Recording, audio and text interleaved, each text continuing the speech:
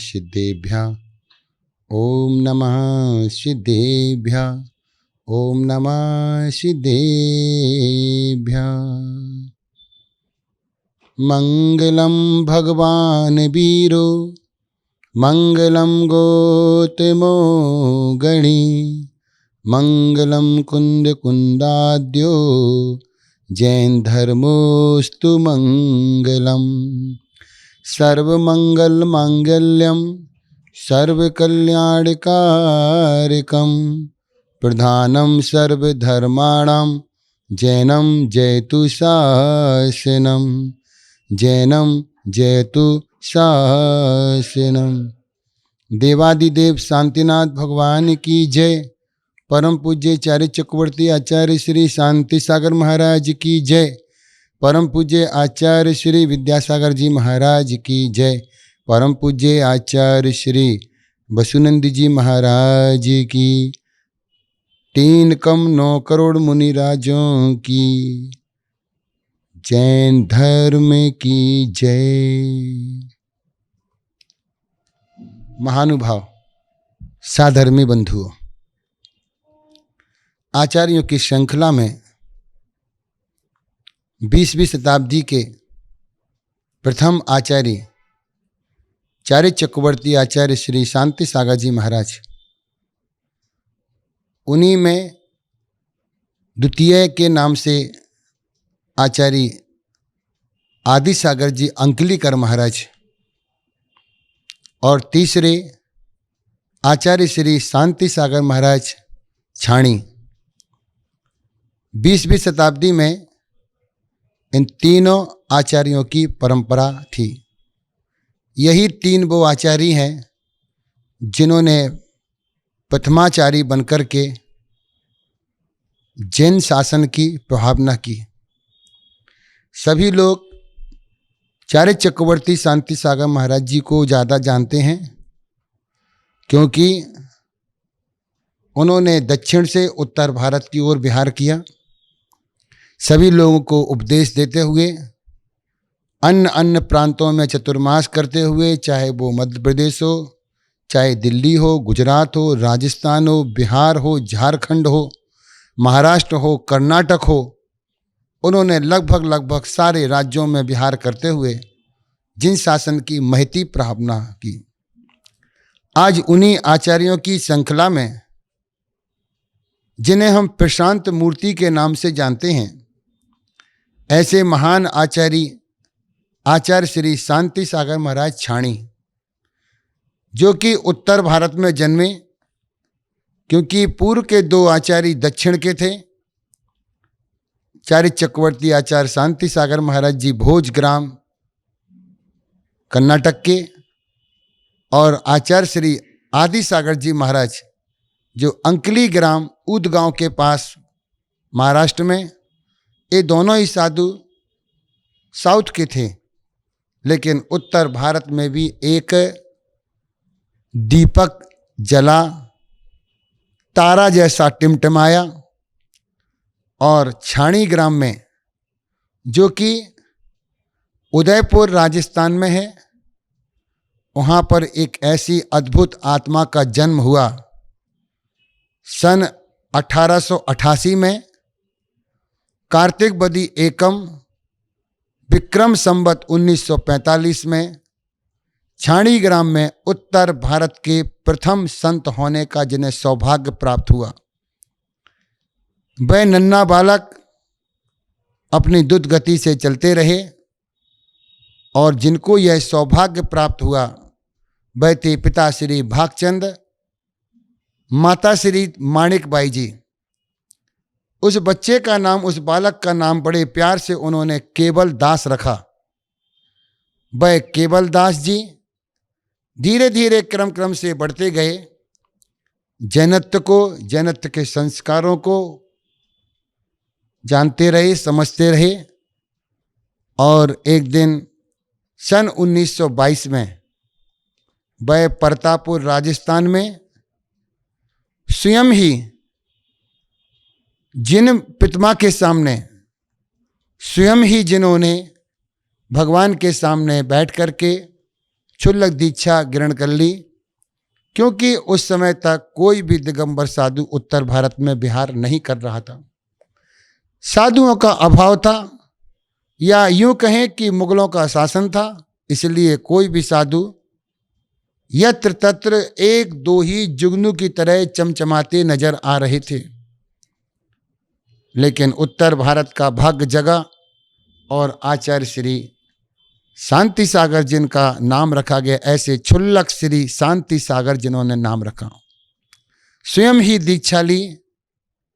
वर्तमान में स्वयं दीक्षा लेने का आगम की अनुमति नहीं है, लेकिन उस समय तक कोई दिगंबर साधु, कोई भी परमेष्ठी उस समय नहीं था, इसलिए उन्होंने स्वयं ही उनके भाव जागृत हुए और उन्होंने क्षुल्लक दीक्षा ग्रहण कर ली। मात्र 35 वर्ष की उम्र में उन्होंने 23 सितंबर 1923 को सागवाड़ा में राजस्थान में ही मुनि दीक्षा धारण कर ली। तब भी कोई साधु नहीं थे, इसलिए उन्होंने स्वयं ही दीक्षा धारण करी।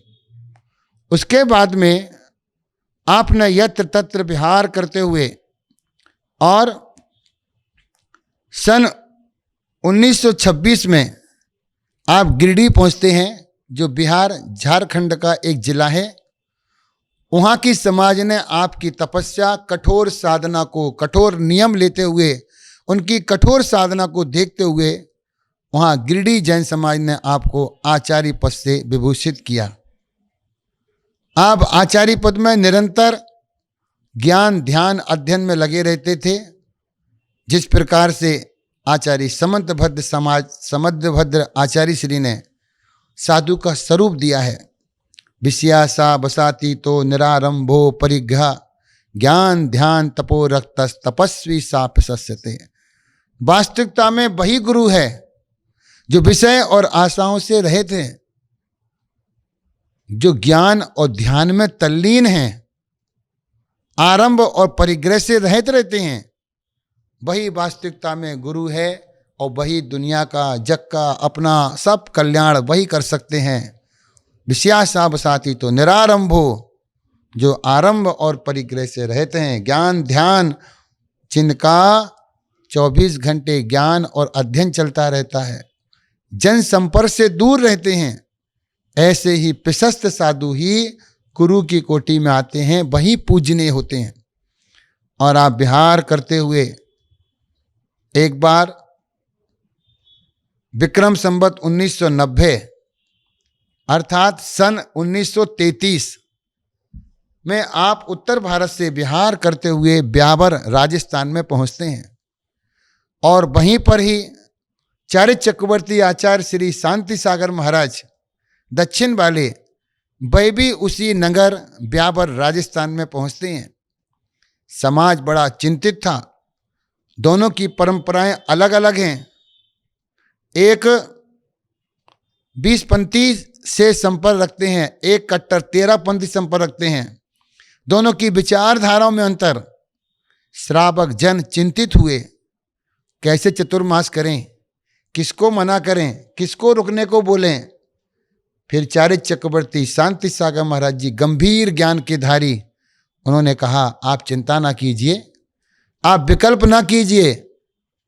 हमारी धाराएं अलग अलग हो सकती हैं, हमारी परंपराएं अलग हो सकती हैं, मगर हम साधुओं के मूल गुण कभी भी अलग नहीं हो सकते हैं। हम दोनों ही साधु 28 मूल गुण के धारी हैं।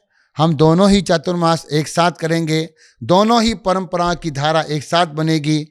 और वही हुआ, एक ऐतिहासिक चतुर्मास हुआ।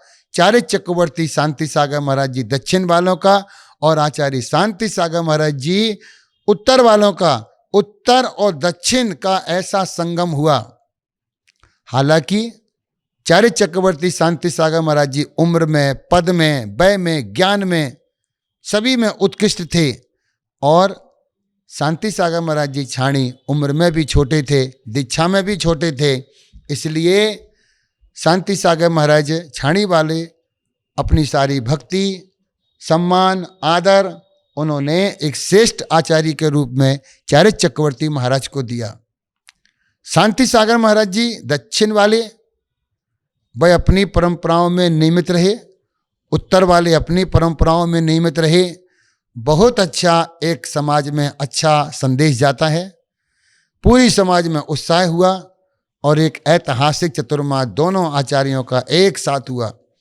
और कहते हैं चतुर्मास के बाद में फिर आचार्य महाराज गुजरात की ओर विहार किए, तो साथ साथ में शांति सागर छाणी महाराज भी कई महीनों तक आचार्य चक्रवर्ती शांति सागर महाराज के साथ विहार करते रहे। ऐसा दोनों आचार्यों में मेल था, दोनों परंपराओं में मेल था, लेकिन किसी ने भी अपनी परंपरा को ऊंचा उठाने का काम नहीं किया। दोनों ही एक मंच पर, एक ही मंच पर दोनों का प्रवचन होता था, एक ही प्रांगण से दोनों साधुओं का पड़गान होता था। किसी प्रकार का ऊंच नीच का भेद नहीं हुआ। वास्तविकता में इतना शालीनता से चतुर्मास हुआ। और शांति सागर महाराज जी छाणी वाले बहुत ज्ञान ध्यान तप की मूर्ति थे। आपने अपने जीवन में मूल आराधना एवं अनेक टीकाएं, श्री शांति सागर सिद्धांत प्रश्नोत्तर माला और शांति सवैया शतक, आगम दर्पण, ऐसे इन्होंने कई ग्रंथों का लेखन किया, टीकाएं लिखी। आपने अपने जीवन में 6 मुनि दीक्षाएं दी, जो बाद में सभी आचार्य पद से विभूषित हुए। और आप विहार करते हुए पुनः राजस्थान पहुंचते हैं। 14 मई 1944 को सागबाड़ा में मुनिश्री नेमी सागर जी महाराज के सानिध्य में आपने उत्कृष्ट साधना करते हुए समाधि मरण सल्लेखना धारण किया। और आपका सागबाड़ा में ही आपकी समाधि हुई। जहाँ पर आपने मुनि दीक्षा ली, वहीं पर ही आपने समाधि धारण करी है। कितना अचरज! 1923 और 1944 कैसा संयोग बना! जहाँ पर मुनि दीक्षा हुई वहीं पर उनका समाधि मरण हुआ। वास्तविकता में ऐसे प्रशांत मूर्ति आचार्य श्री शांति सागर महाराज जी सदा जयवंत रहेंगे, आदरणीय रहेंगे, पूजनीय रहेंगे। उनकी चर्या को हम सभी नमस्कार करते हैं। आपका ज्ञान, आपकी चर्या बड़ी अगम्य है। आप गंभीर चर्या के धारी थे। आपका यश, आपकी कीर्ति चौतरफ चतुर्दिशाओं में फैली। आज भी आपकी परंपरा के कई प्रतिष्ठित आचार्य हुए हैं, जिसमें से आचार्य सुमति सागर महाराज जी, आचार्य निर्मल सागर महाराज जी, आचार्य श्री निर्भय सागर महाराज जी और आचार्य श्री सन्मति सागर महाराज जी और आचार्य श्री ज्ञान सागर जी महाराज। ऐसी महान विभूतियाँ आज भी आपकी परंपरा में निरंतर विहार कर रही हैं। और वर्तमान में आचार्य श्री अतिवीर महाराज जी भी आपकी ही श्रेष्ठ परंपरा के आचार्य हैं, ज्ञानवान हैं और अपने आप में गंभीर हैं। ऐसे आचार्य श्री आपकी परंपरा में हुए। आपका जिन शासन, आपकी परंपरा, आपका जिन धर्म शाश्वत रहे, यही भावना के साथ में बोले महावीर भगवान की